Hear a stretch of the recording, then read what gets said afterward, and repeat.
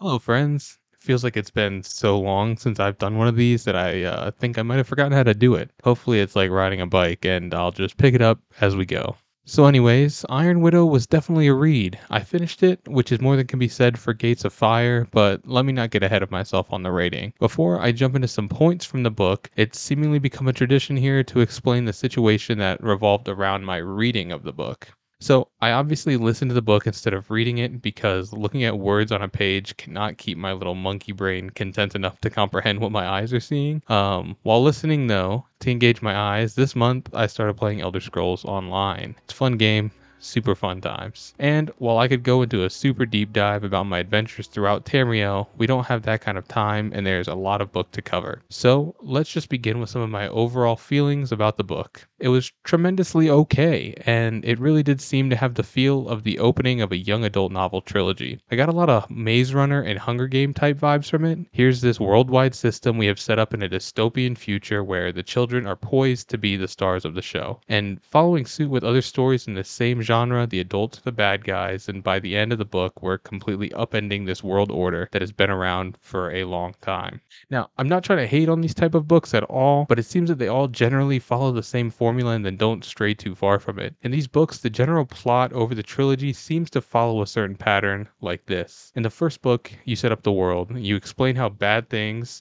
are just the status quo and there's no way that they can be changed. Somewhere along their journey, the main character will find out that there is something more sinister happening than they originally thought, and it leads to them breaking the mold in a quirky way that only they can do and taking down the established order at the end, maybe with a nice twist to set up the second book. And then in the second book, the world has changed drastically. For better or worse, the kids are now the ones in charge and things look very different for everyone than they did in the first book. We're now going to start getting to the bottom of the twist from the first book, which more than likely means discovering how things actually got to the way that they were in book one. We end with another epic cliffhanger, setting up a return to form for the trilogy's conclusion. And then in book three, it's time to wrap it all up by returning to where everything began. This is the book that's going to focus on going back to the established tradition in the first book, but this time it's flipped on its head because the kids are the ones leading the pack. They're able to use the system to destroy the system, Thanos style. The trilogy then concludes as the sun sets over a new world, free of the oppressiveness of whatever world order was before, and it's all thanks to the kids. In this way, Iron Widow kind of fits the bill perfectly for a first book. You have this woman who's very upset at the way things are in this world, and with good reason, I might add. Things in this world are so fucked up. She joins up with the organization that got her sister needlessly killed with the initial purpose of ending the one who ended her sister. But along the way, she realizes she has the potential to take down the entire system, and that's what she does. I won't lie, I was imagining them on Earth the entire time, so the twist at the end where they weren't on Earth and instead had been the invaders of the planet was nice. And even though I feel like it was too heavily foreshadowed with the Emperor trying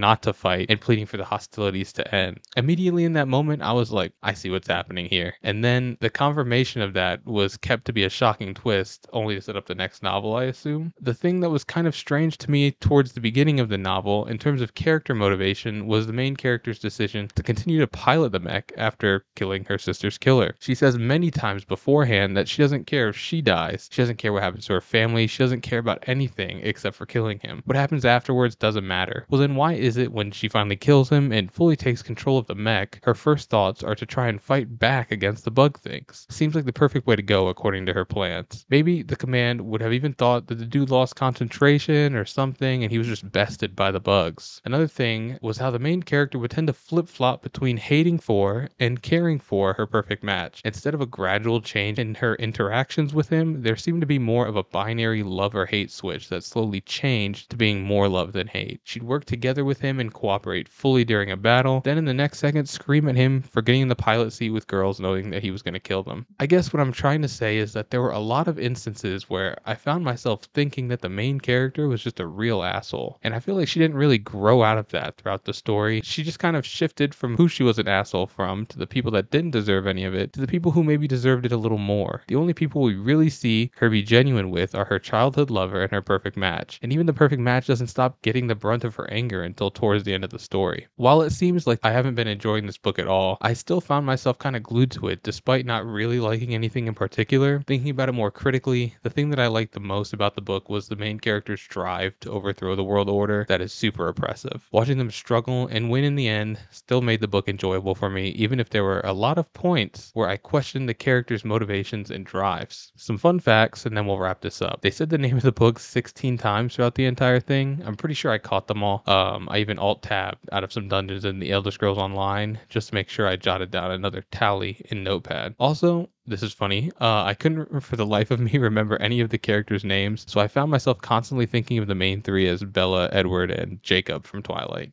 No joke. Even though I've only seen the first movie, for some reason, those are the personalities that came into my head. I think it was probably born from the fact of the main character and her secret forest lover reminded me of the forest scene from Twilight. So obviously there you have your Bella and your Edward. And then when the perfect match comes in, it's pretty obvious to slap the Jacob label on him as he's a later introduced love interest. Also, come on, the way the main character fawns over the forest boy, he's definitely the Edward to her Bella. Although, from my knowledge, Edward and Jacob never hooked up, but it's not a perfect match. I'm sure there's some fan fiction that can help me hold on to those placeholder names more sensibly. In conclusion then, because I feel like I'm rambling, this book was the definition of okay. Nothing seemed epic. There were no points where I was listening with my mouth agape, but I still enjoyed listening to it for a couple of hours every evening. As for my recommendation, I'm gonna have to go with a general no unless you're into these kind of young adult novels. I'm interested to see what's further in the series, more so to see if my second and third book generalizations are accurate than anything else. And so with that, my book club review is over.